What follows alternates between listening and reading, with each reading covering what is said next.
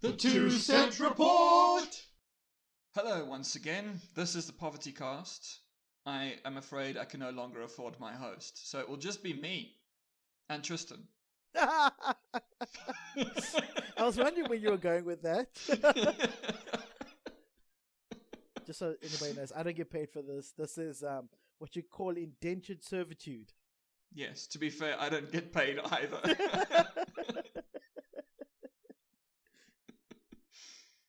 Making it seem like I'm exploiting you. Just because of that little bit of slavery we had in the beginning of our friendship. A little bit of slavery. Yeah, sure. Let's go with that one. So, this is the 2 Cent Report, is the correct term, I suppose. AKA Poverty Cast. AKA the Poverty Cast. AKA the Acquisitions Cast. I am 1 Cent Justin, and I am always joined by 1 Cent Tristan, here loyally, faithfully. And yes, like a good little bitch. That's the good little bitch.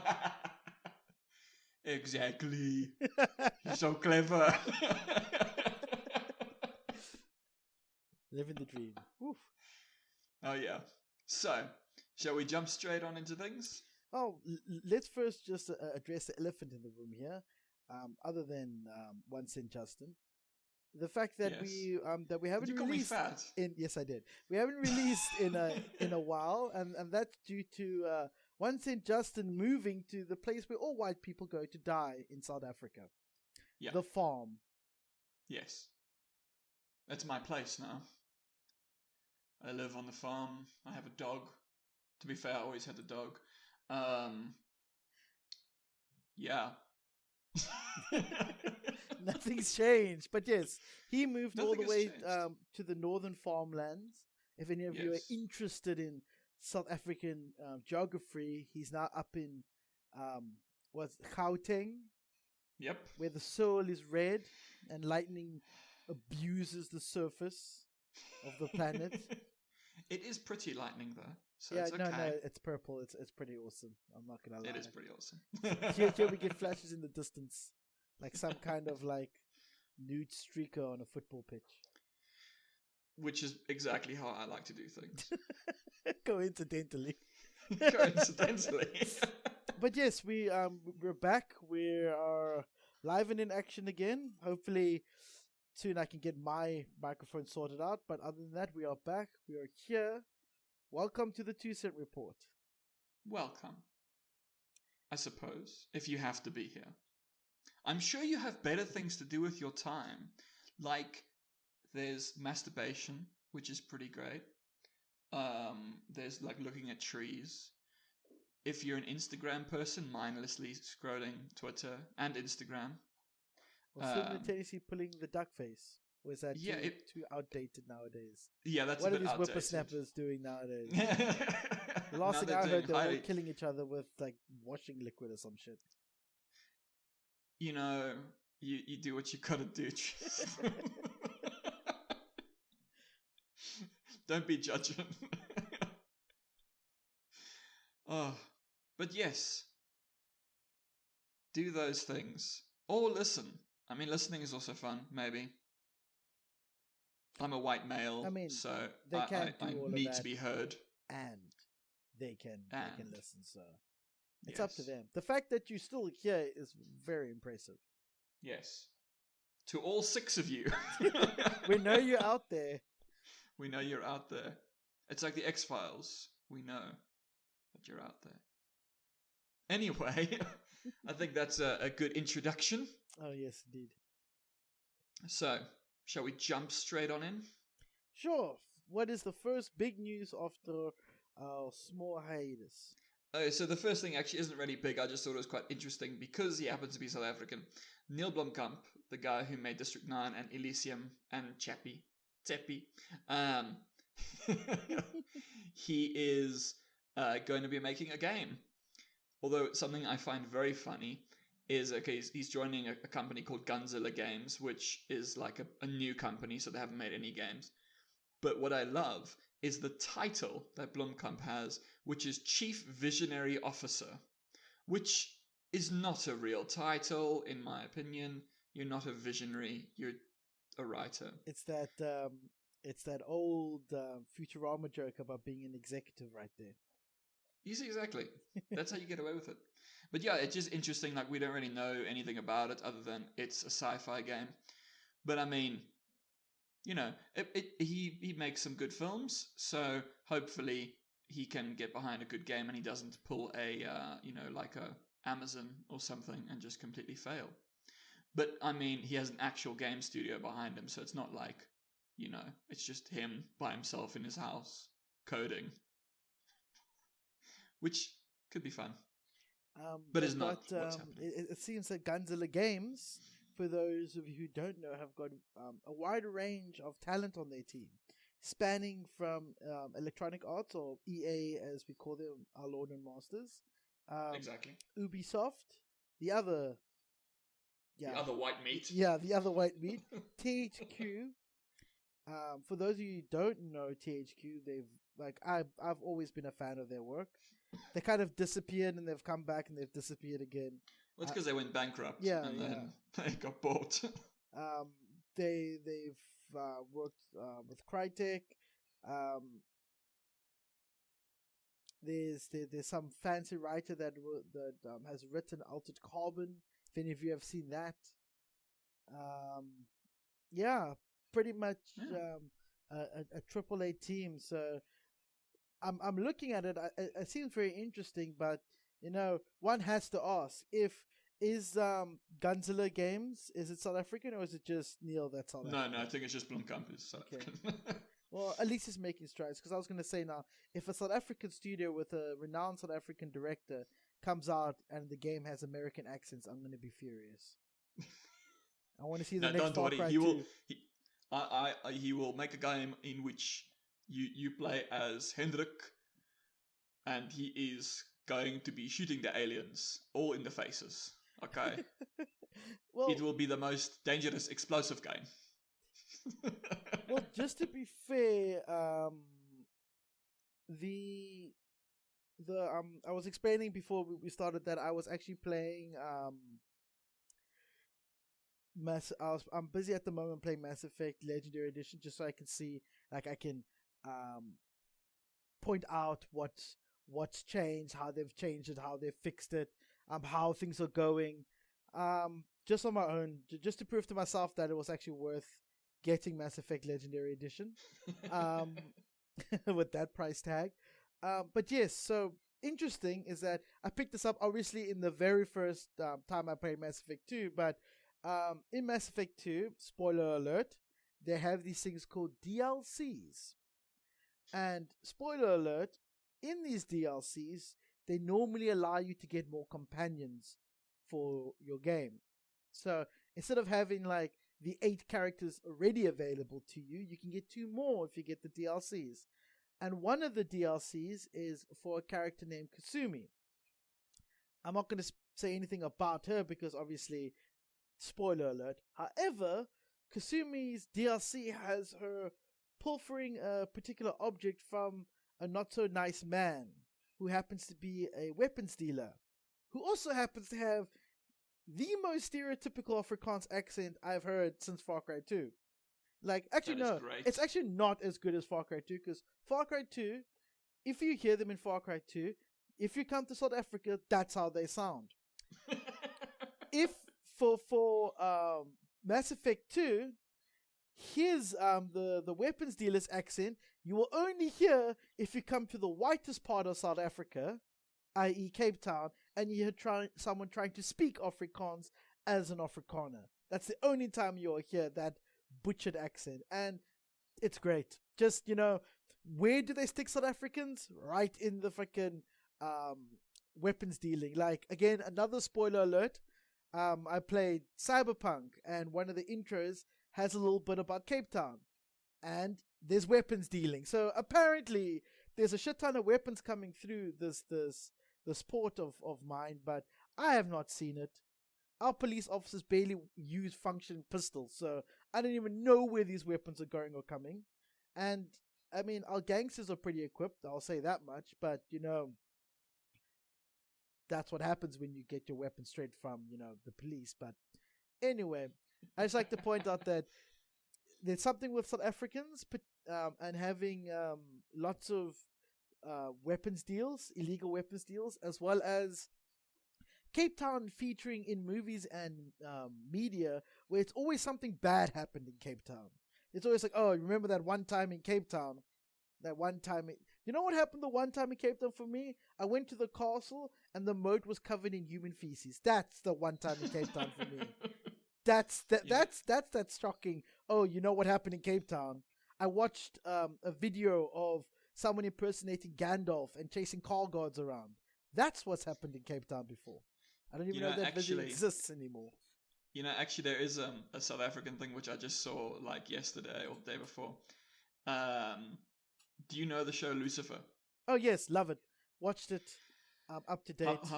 Oh, you're up to date? Yeah, I'm all the way up to date. I love that show. Okay, because we're on season 4 now, and in the beginning of season 4, the character Maze, who's a demon, she speaks demon, yes. but it is straight up Afrikaans. Yes. The last bit of it is Afrikaans. It was like something like, what do you want me to say, and I'll say it for you, like straight up. Yeah. And I paused it, and then I looked and I was like, oh, that explains it. She's a South African actress. Well done. You managed to depict Afrikaans in the best lights out there, media. You guys are shining stars. We're great. So, shall we move to the next thing, which I think is something you had asked me about before, but I didn't really pay attention at the time because I was moving. Yes. Steam Deck. By the pause. What? You said Steam Deck. I said, oh yes, this is yes. it. The Steam Deck. Oh yes. I was waiting for you to respond. It's fine. I'll just be angry at you. So the Steam Deck, Valve announced the Steam Deck, which is basically a portable Steam device, basically a handheld laptop, also like a tablet, I suppose, a big tablet, with a lot more power behind it than your average tablet. But still, it's actually more along the lines of the PSP or the Nintendo Switch. Very much emulating the big screen in the middle with the handheld controls and joysticks on the sides. Also, something that just makes me laugh about it is that it states here that it has a battery life that can be 2 to 8 hours, which is quite a range. Like, 2 hours is shit, 8 hours is pretty good. So, which one is it, Valve? I mean, I don't blame them because, in this time and age with batteries, especially in our devices, we've gone past the if you charge the thing too long, it will eventually kill itself. But now we've gone to it will just straight up explode in your face. So yeah, because we live hard, not Tristan. We live hard. I think it's valid because you can't always, obviously, you're gonna get those people who are like, well, I plugged it in for a minute, I unplugged it, it's still dead. What's going on, Valve? You said it lasted for 2 to 8 hours. So yeah, you got to compensate for those kinds of special people. Yeah. For me, the Steam Deck is great. I mean, first of all, they called it the Steam Deck. I don't know why they called it a deck. The console was just the Steam console. This could have been like the Steam handheld, but deck to me, when I think deck, I think of cards. I think of nice wooden, like patios. Yeah, I don't think of that thing you hold to play games. Also, it has a really great feature. You can just straight up install a Switch emulator onto it and play Switch games off of it. So, yay, Valve! You guys are really progressing. Someone to finally beat up old Nintendo.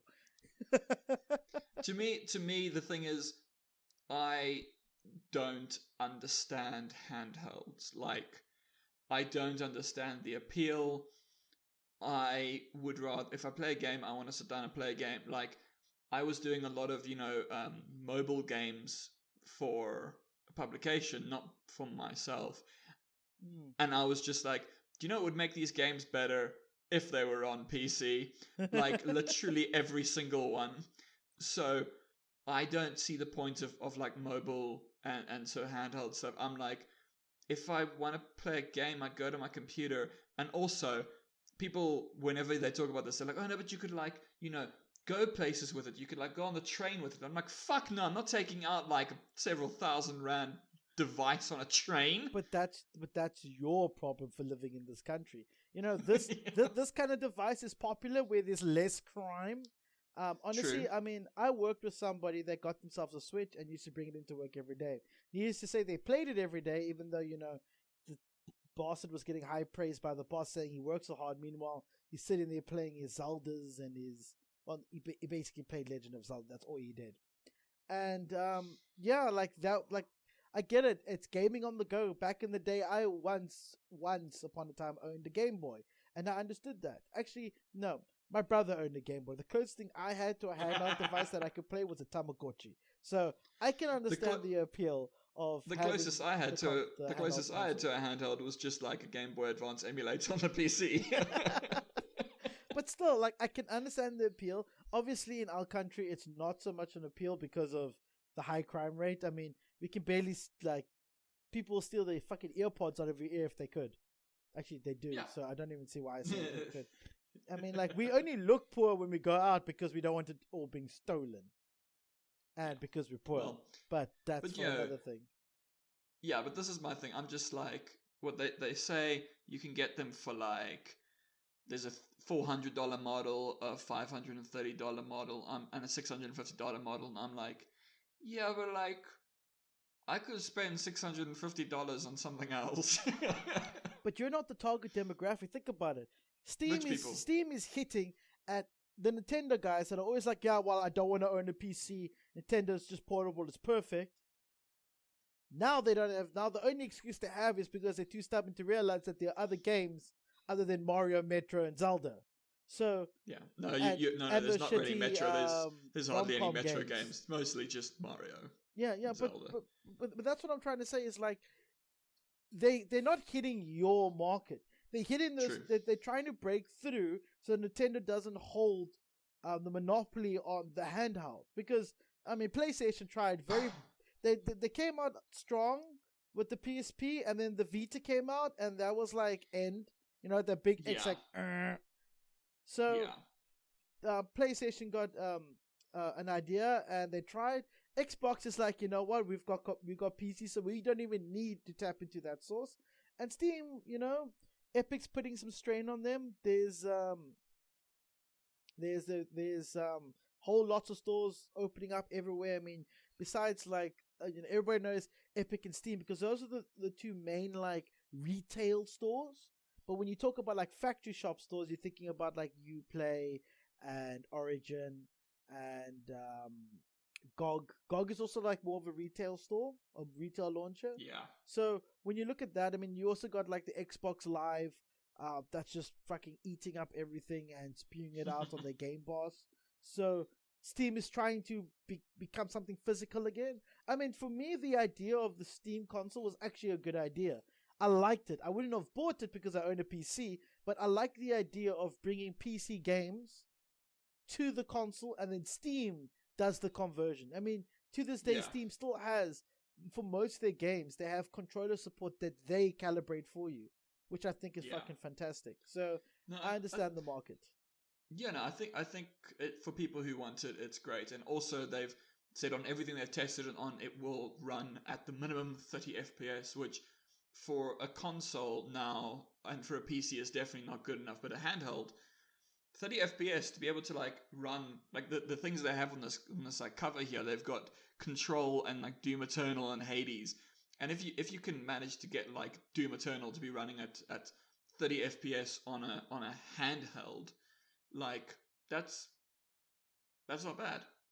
Obviously better on a PC where you could go at 60 or higher, but still not bad. What I would have thought would have been cool about this is if they did that what's it called, that thing that died miserably.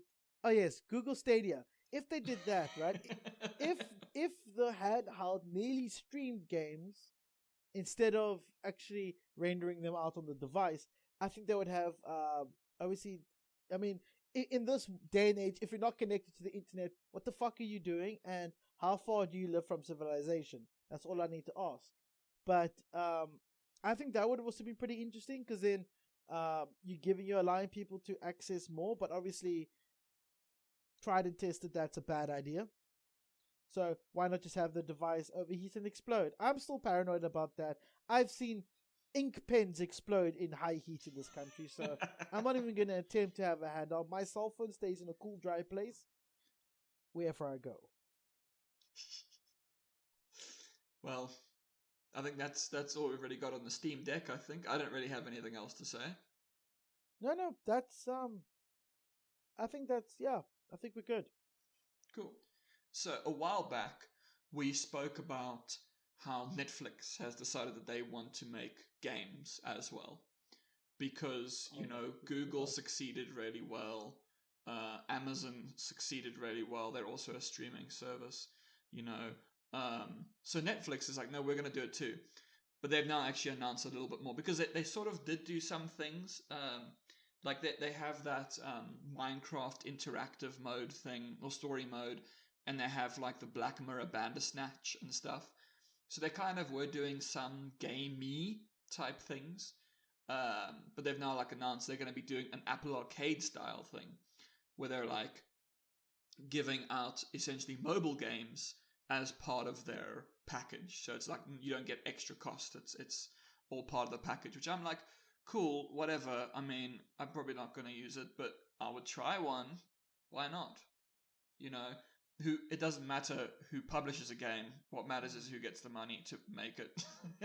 Well, what I can say on that is like, I mean, sure, if they are going to go for it, and they are, I mean, obviously, they're also promoting the fact that every Android that I've owned has come with Netflix pre-installed on it, so I'm guessing they're just going to feed off that.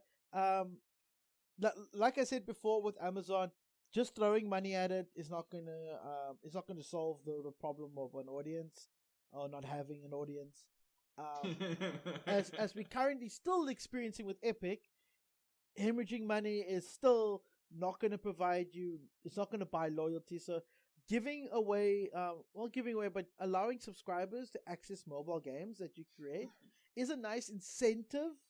But the fact is, you're offering mobile games. And there's only three things that mobile games are good for. One is obviously wasting time. If you have a lot of time or you want to keep your fingers busy, mobile game, I can understand that. Two is making money, because every mobile game has got a microtransaction suite in it. So you're making money off of that.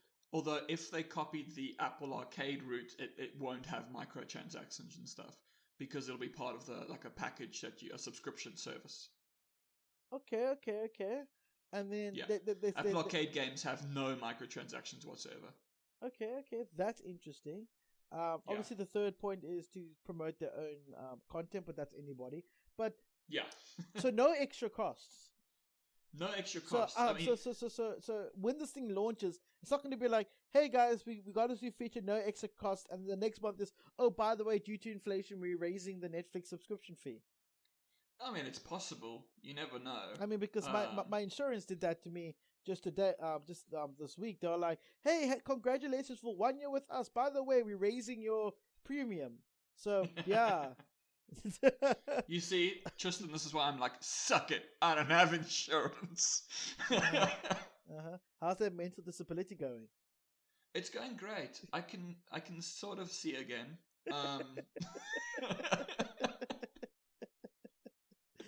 No. Honestly, if I could avoid insurance, I would. But that's not the topic here. The topic is Netflix. I don't trust them. I don't trust them particularly because they're mobile games. I'm not saying that mobile games are bad. I'm just saying there's been a lot of shit that serves only one of the three purposes. Either it's to waste time, to make money, or promote. Now, like, say they make a Netflix original, a Stranger Things game. I mean, I know there's Stranger Things games already out. But say they try to now pull that into this whole subscription thing on mobile, right? It may be good depending on the studio and the drive, but it's primarily going to be to promote their series. Like, if Netflix, I mean, my God, did you hear the outbreak about the He-Man, about Master of the Universe, Revelation or whatever it's called? I haven't seen it yet. I want to. Oh my goodness, there was a big, outcry about that. But I'm not going to focus on that. I'm going to focus on what if Netflix, because it's a Netflix, Mattel and Silent Bob, what fuck, Kevin Smith. It's he's the lead there, and my thing is now you're gonna have this. Now they're gonna make not He-Man, a Monsters of the Universe related mobile game, and it's just gonna push the fact that they want you to watch what's on. And if it goes down that route, I have a big no, because that's just basically grabbing studios, trapping them into making content to serve for your marketing. If it is going to be like a proper, like, hey, we now own our own version of Castlevania, and they somehow slip by Nintendo and make it. Wait, Castlevania is Nintendo, right? No.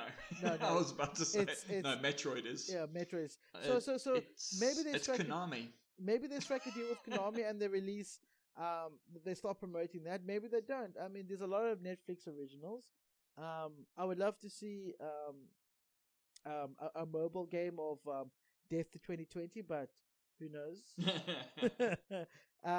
But I think it's cool. I honestly think it's cool. I just don't trust what they plan to do with it.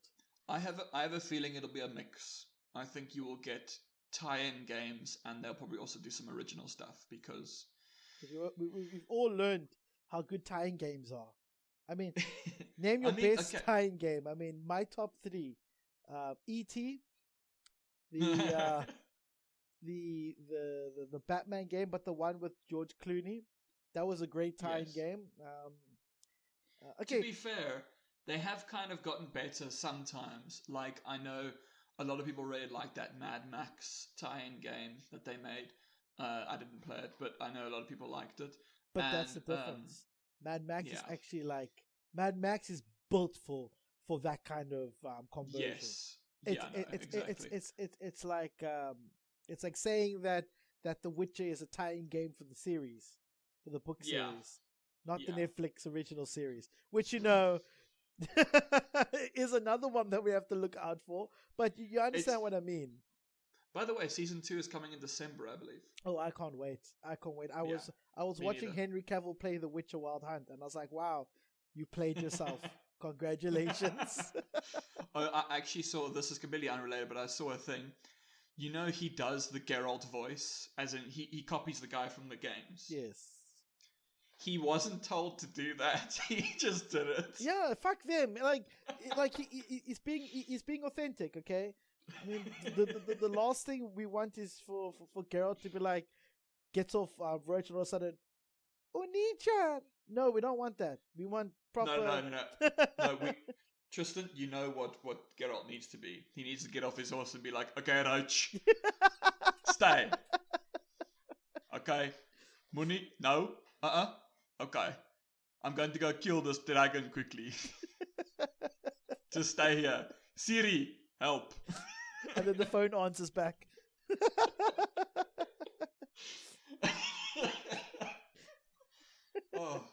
Anyway. Please, guys, please, if you get a chance, listeners, please look up Afrikaans people trying to talk to the iPhones. Please. Shame, they're doing their best. Please look it up. It's great. So the next thing is just very, very small. It's just that a bunch of Gearbox developers have decided to go indie. Like they're just leaving and they're going indie, which I'm like, cool. I like when I see like AAA people going indie because, Nothing to do with the acquisition though, eh? But definitely probably is. Yeah, that's what I'm saying. Nothing to do with the acquisition that happened and the scandal at the top. But probably. This is the acquisition cost, so we managed to slip that in. But yeah, definitely interesting. I like the idea because it gives them space to breathe. Up in corporate, it's very difficult to put passion back into your work, but staying with it and going indie, that's cool. I mean, I'm so looking forward to what the several Blizzard indie studios or the ex-Blizzard staff are doing. Like I've heard great things. I've heard people wanting to resurrect the glory days of Blizzard RTS. Well, I also hear other things. Yes, we're going to be getting to that. Okay. And actually, speaking of acquisitions, today, for the first time ever, all acquisitions are about Tencent. Fun times. The Chinese company that bought up. What did they buy up last time that we checked? I can't remember. They're buying lots. And then the thing is, they don't only buy, they also buy stakes. So sometimes they buy up a whole studio and sometimes they buy majority stakes in studios. Like, for instance, how they have, not majority, but they have a large stake in, like, Riot Games. I think they also actually have investments in Blizzard, I think. But yeah, they're, like, all over the place. But they have said that they want to buy Crytek, most famous obviously for Crysis and Far Cry 1. But that's just sort of it hasn't happened yet, but they're saying they want to buy it for $353 million.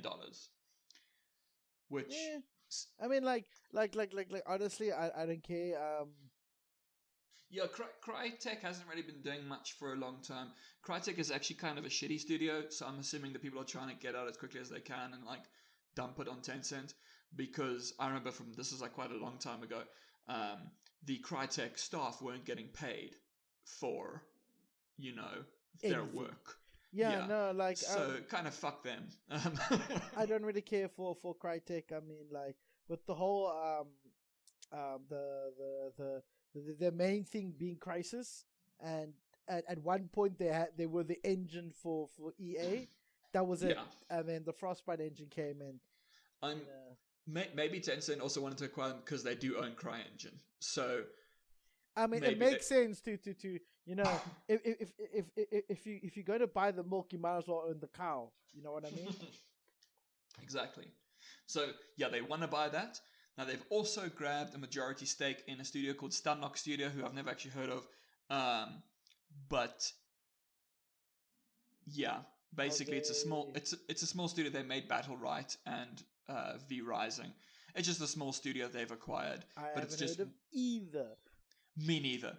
I haven't heard of this at all, but I'm just saying it's once again another thing that they've acquired, which came like right after they acquired the Sumo Group. Now the Sumo Group is huge, okay? The Sumo Group owns, for instance, things like Crackdown and Little Big Planet and Little Orpheus, if you remember Little Orpheus. They're a conglomerate that owns multiple studios. Like the Chinese Room and Red Kite Games. So they basically own a bunch of like studios, and they were bought for $1.3 billion. Well, $1.27 billion, which is quite a large acquisition. Sumo Group is not as small. What was the Microsoft Xbox 360 flagship? Wasn't it? Which game? Crackdown? Yes, Crackdown 1, I think was, a long time ago. Now, see, I have an Xbox 360 still, and I have both Crackdown 1 and 2 on it, because they're free to download off the store.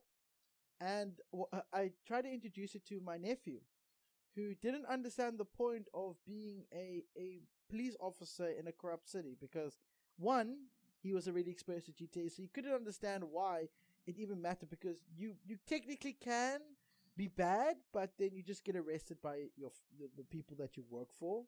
Is it like true crime? No. But you play true crime? No, it's not like true crime. It is... Okay, fair enough. It's an old game, but it's like... It feels like it came out when GTA 3 came out.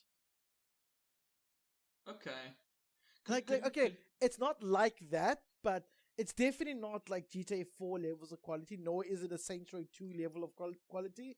It's like, it's weird. It's like, the idea feels half-assed, the gameplay feels half-assed, the mechanics feel half-assed, the graphics feel half-assed, and yet somehow they managed to make 2 sequels. And the last one involving Terry Crews, which was like, what? Yeah, I've always heard very, very mixed things about Crackdown. I've never understood why it kept going. It's just one of those franchises. Prototype has better visuals in this game. And Prototype was like the the unfortunate cousin to Infamous. Yeah, we got Infamous. That I was actually going to say that now. Yeah.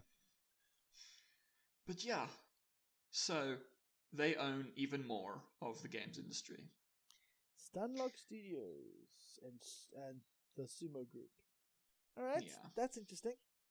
Very Tencent making headway, sucking up everything. I mean, like, it could be part of the whole China versus the world thing.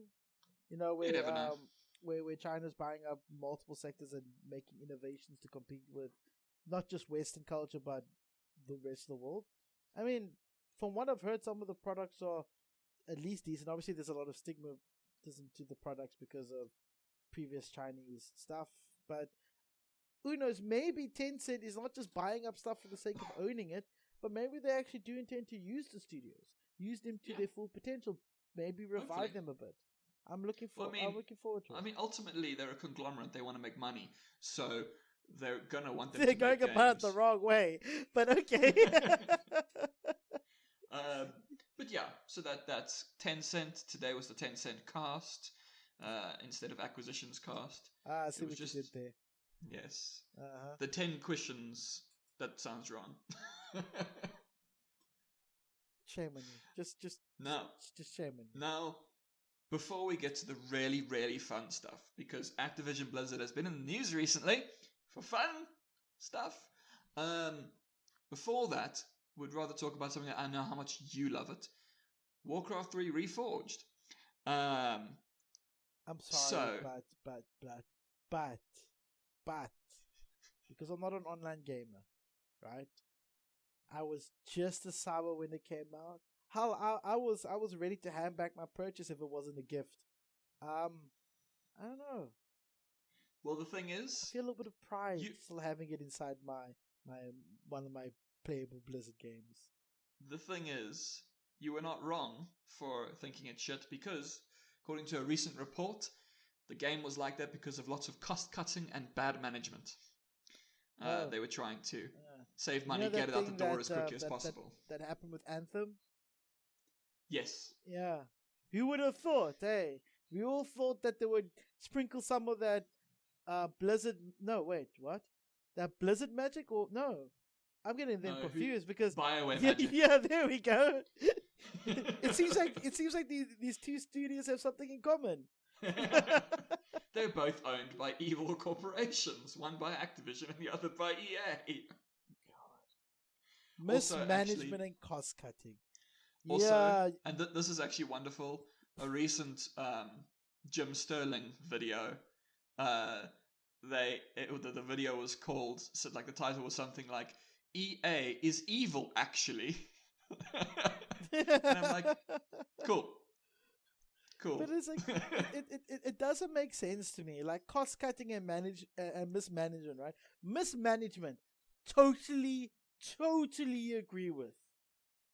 But this isn't just, oh no, they're making another StarCraft and they're running on the StarCraft 2 fees, or they're making another Diablo, which they are, and it's running on the Diablo fees. No. They're remaking a game that well worth earned enough money to keep the company going off the cash cow that is WoW, and they still cut costs. Like, what the fuck? You literally just had to give us the same game with updated graphics. That's it. That's all we wanted. We actually didn't know we wanted Reforged, but when you gave it to us, I was like, okay, cool. I'm going to get my map editor skills back. And now I'm like, you could have just given us updated models. Just update the engine, give us nice models, give us the exact same game. Hell, you don't even need to update the visuals on the main menu. I still like going in and either seeing the bloody field with the meteors coming down, or looking at the frozen throne. I don't mind. I love it. It's classic. I even love the little audio of the chains that go up and down. I was about to say that. Everybody knows that. I mean, you could smell that game has aged. It's like those smells from your childhood. When you open up that game, you smell them. But I mean, I'm not surprised. Honestly, I'm not surprised. it felt like a half-assed piece of shit. The only people that really Yeah. put effort into it are the model designers, in my opinion. Like, they're the only people that should be ever positively credited with this game, are the people who made the models, because not even in WoW do you get models that good. So I'm happy. I'm happy for the artists. They fucking did a great job. They probably didn't get paid for it. They probably were abused, and yeah, but they get all the credit. I don't give the devs credit. I don't give the management credit, and I'm sure so I'm not going to give Activision-Blizzard credit, because I've noticed recently that whenever Blizzard fucks up, it's Blizzard. But whenever there's a great thing going on, then the media's like, oh yeah, Activision-Blizzard did this really good thing. True. But now this still isn't the worst thing that we've heard about Activision-Blizzard these past while. How much have you actually heard? I did a bit of a low dive. I even scuttled around and saw listened to people's opinions. I looked at what Bungie had to say about the ongoing harassments and stuff, and how it wasn't surprising that they left. I mean, they were going to leave anyway, but you know, it's always nice to throw dirt at somebody when you've clearly got the high ground. But yeah, so basically what happened was that the state of California, not like a person or something, the actual state did an investigation into Activision Blizzard and found that and then sued them because they had an extremely toxic work environment where it was pretty bad, extremely sexist stuff too. For instance, like say, women weren't being promoted because they were like, well, what if you get pregnant? Women get kicked out of lactation rooms, like women who had kids, because they wanted to use it for things. There was a female employee who had naked pictures of her passed around, and then she later killed herself, which is, you know, always great. Yeah, not really the best thing. Now, this looks really bad. All right, this looks bad. Yeah, it looks bad. Yeah, sure, let's go with that. No, so it looks bad. It looks bad. However, an Activision Blizzard executive decided, I'm going to send an internal memo. And I'm going to be... those always turn out so great. And he was like, internal memos. And he was like, no, this is actually really a bad thing. The problem isn't our workplace culture. It's this lawsuit. The lawsuit is the real enemy here. It's damaging our company.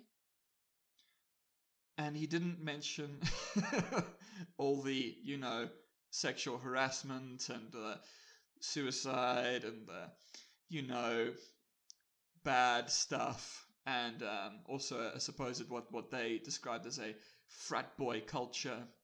Didn't mention any of that. He was just like, it's the lawsuit that's hurting this company. It's the lawsuit. Which, of course, Activision Blizzard employees didn't really like. And a lot of them have been signing, you know, a joint letter sort of saying, basically, fuck you. And that they don't like this whole thing. And also they're going to be doing a walkout. Actually, the walkout is today. But I don't know. I don't know American time, so it's Wednesday, the 28th today. I think it'll be like afternoon now for them, or early morning. Yeah, something like that. So you know, it will be happening at some point today. But yeah, so Activision Blizzard employees are not very happy about, you know, all the bad stuff at their company, and the executives are like, oh no. Also, there's been a lot of like ex people who have been like, this is really bad, you know. I can't believe that Activision Blizzard has done this. And you're like, now that you're not at the company anymore, you can be like that. Whereas the company men are like, this is terrible for our image. It's fucking sad. I mean, let's take a look at it, right? Like, I'm not blaming Activision. I'm not blaming anybody but Blizzard. I mean, if your games are shitty and it's dictated by another company, sure, I can blame the other company for that. But when you're not, like, when anything happens to staff, or when you're not looking after your staff, that's purely on you. It's not the CEO of Blizzard's fault. It's every individual inside Blizzard that's at fault here. Everyone. Because I'm looking at the management. I'm looking at the colleagues, you know? The only way that, like, for instance, that those pictures, the only way those circulated is if your fucking colleagues were sharing them amongst themselves. I mean, like, obviously I have no problem with my nudes being shown, because I don't give a fuck, and no one would ever look at them. In fact, I'll probably get paid to take them down. But on that point, I just want to say, like, that's not something that is oh no, it's corporate. Oh no, it's the sorry about that. Just someone's deciding to move stuff around in the middle of a recording. But I'll cut this out. It's fine. We can cut this out. So we won't. We'll leave it in. So it's not just about, like, you know, management or the executives or the suits that's to blame for ignorance. This is everybody. This is the person sitting at their desk, so scared to lose their job because of what's going on that they can't even stand up, or they won't stand up for a colleague, someone you work with, someone that if they don't do your job, if they don't do their job, you could lose your job. That manager that always wants to approach you as a friend, has your best interest in mind, and they just allow shit like that to happen. I mean, I've got Blizzard on LinkedIn, and the amount of happy news that comes out of that fucking account. We recently hired all these women interns. We recently hired all this power to women, and they do all this shit on LinkedIn. Like, if you get a chance, Justin, please go into your LinkedIn account and actually subscribe to or follow Blizzard. They are so full of shit on there. It's just like that happy-go-lucky, there's no problem, we're doing great. They're posting stories of people that have worked hard and finally they got accepted into Blizzard. Now think about that. It's not easy getting into Blizzard. You have to have a published game on your belt to be a part of the team. That's a prerequisite. It means that you have had to have made a game that has sold on any platform, but has sold in order for them to even look at you. Now you do that. You work hard. You get your degree that you need. You get that experience. You release that game. You get into the studio that you're like, oh my god, this is an amazing studio. This is like fucking, I've worked so hard to finally achieve this. And you get shit like that. You get abused. You get, I don't even know, like, if it's even worth even going. Like, I would rather go across the world shattering everybody's dreams about joining Blizzard than even try to promote somebody to, hey, you can do it if you work hard and you do the requirements, you can work at Blizzard. No, fuck no. Yeah, no, I think it's definitely a big cultural thing as well. I mean, in the games industry in general, you constantly get these reports. There was also a small report, it wasn't here, I didn't link it or anything, but that there was also sexual harassment and stuff at Insomniac, who are the Ratchet and Clank developers. So it's sort of everywhere, and you get people just being sort of shitty and horrible, and it's great. It really like gets me. Like, it's just weird. Like, you've got all these well-renowned companies, all these like people that put out games, but they got such a toxic male culture. Like, I don't even know how it got to be this bad. No, it's finally coming out, and I'm glad. I wish that people would stay away from Blizzard. Stop. It's a great opportunity. I get it. It's probably got a better paycheck than what you're getting paid now, because every company is paying minimum wage. But like, it's not worth it emotionally. Look after your mental health, people. That's and it's not the first time we've heard complaints coming out of Blizzard about this behavior. That's even worse. Like, I can understand, like, once Insomniac over there, maybe some little some feathers are ruffled over at Ubisoft, or maybe there's a smaller studio CEO who's snorting crack off of hookers assholes. But that's that's like one-time occurrences, put them to sleep, sort your shit out. But Blizzard has been known to generate these fucking reports time and time again, and they're not learning from it. God. Well, actually, also Ubisoft, because Ubisoft also had a pervasive culture of sexism, and they finally got sort of called out. And actually, this is also a news story here, where right before the Activision-Blizzard stuff happened, they were like a French union were like, no, we're filing an official complaint against Ubisoft because of its, sexist culture, and it still hasn't fixed, even though they promised that they would. So yeah, it's also at Ubisoft. It's everywhere. Yeah, man, it's fucking disgusting. I've when I was a manager, I fought against it hard. I fought against discrimination in the workplace. I tried my best to promote a healthy work environment for the people underneath me, but all they did is made the people above me more toxic towards me. So yeah, it's like it's this old mindset, and just nobody putting it in check. Because I promise you, it's not everybody that goes to these companies that already has that mindset. You live in that environment for long enough, and you will adapt, and you eventually will do that. You will start to behave like a fucking degenerate. Yeah. No, it's shit. It's fucking horrible. But that is actually also all of the news. Yeah. Fantastic. No. So we had some acquisitions. We had some acquisitions. we gotta have acquisitions.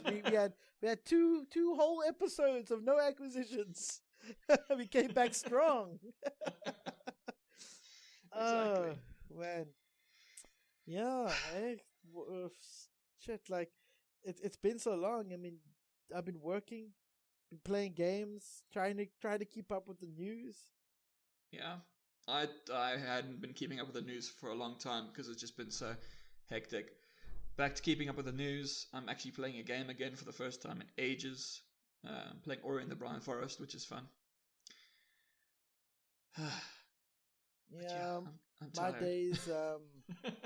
My days have been going through Mass Effect Legendary Edition, playing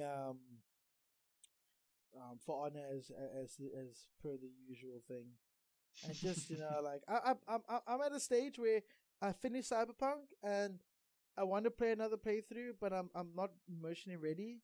Like, not saying anything bad happens, but just like I have this thing, like if I play a game once and I enjoy it and I think, maybe I'll play it again, but not now. Like, I need to let it rest for a bit before I go back. So off of Cyberpunk, I kind of like wandered around, played Mass Effect Legendary, and then not really filling the gap. I've been scrolling through all the games I haven't played in Steam on my Steam library, but nothing's really coming up. I mean, like, you buy a game once, right? You buy a game once, and my news feeds are filled with this Mass Effect Legendary stuff. I mean, like, I'm getting like creepy statistics. Like, there's so many articles of like, oh, many people have done this, and I'm like, where are you getting these statistics? Like, one I'm looking at now, Mass Effect Legendary Edition, players sure like punching reporters. Now, there is a part in Mass Effect where you get to punch a reporter if you want to go the renegade route. I get that. But that means that they've put a system in the games that track what players' choices were. And then, quantify it, count it, find out what's happening. Like, to me, that's a little bit like, why? Why are you collecting this data? They've been doing that forever, though. Like, the Telltale games have always done that. They're like, at the end of Telltale games, they tell you how many other people did the same thing as you. Yeah, because Telltale is super successful. Yeah, I'm going to be snarky. I'm going to say it. I said it. I didn't give a damn that your arm's broken. So, I'm going to say it. Yeah, other than that, not much news has come across my table. I've mainly just been looking at this, the craziness of what normally happens. Yeah, but I'm going to be keeping tabs on things from going forward, actually properly keeping tabs. So, next time we do podcast, probably have more news stories. Much more. Yeah. But yeah, I think that's pretty much it. Yeah. Is there anything else you Alright. want to say? You want to promote your latest video that you still haven't finished? Yeah, so I've edited the audio. Tomorrow I'm going to be starting the editing. I need to get it done. So yes, the video will be coming on Saturday, the 31st, and it's about movies, which is always fun. Some movies worth watching if you haven't seen them. If you have seen them all, then the video wasn't for you. I suppose. No, that's very true. Oh, man. But yeah, that's about it at the moment. I think from my side, I will say this: we did get one request. Oh yes. So following this request, we've decided that if you actually comment on our videos, because we know you guys are so talkative out there, if you comment, we will give you a shout out on our video at the end. Kind of like, we don't have any Patreon, so we can't shout out to them, but you guys help us with your views. So if you view, you don't even have to drop. You can just flip us off in the comments, and we'll give you a shout out. We are that desperate. So if you guys give us a comment, we'll give you a shout out. This shout out goes to Cyborg Bat. There's your shout out. Thank you for watching. Thank you for listening. Thank you for your time and making it to the end of this video. Well, this audio. Get it right, Tristan. Well, there's a video attached. It just doesn't move. It's called a picture. You're an animator. You should know the difference. I'm so ashamed. You're right. You should. The first time you've caught me off guard. All right. So shall we say ta-ta? Oh, yes, indeed. Well then, goodbye, everybody. Fare thee well. Fare thee well. And I love you.